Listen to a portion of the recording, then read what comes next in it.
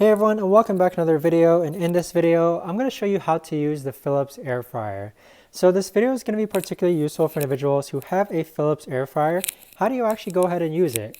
Now this video is also going to be short, sweet, and simple, guys. There's not going to be a lot of steps involved, but the way this actually works is that you simply just press the on button here, and then what you see here is a blinking temperature button. So if you adjust the temperature, you simply just turn this knob, and as you can see, I'm adjusting the temperature. And then once you set a temperature, let's say that we want it to be 350, you simply press on the knob, and then the minute or timer is going to start blinking.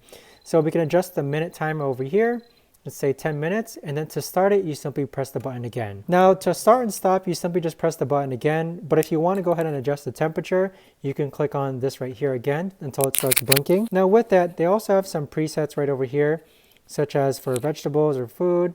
And with that, it just makes it really easy to use the presets. I don't really use the presets as much, but that is essentially how to use the Philips air fryer, simply by adjusting the temperature, twisting it, using the sensor knob to select, adjusting the time, and then pressing start, which is the sensor button again. But that right there, guys, is the best and easiest way that I know of to actually go ahead and use the Philips air fryer.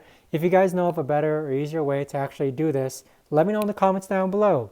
I would love to know. Thanks so much for watching, everyone, and I'll see you guys all in the next video.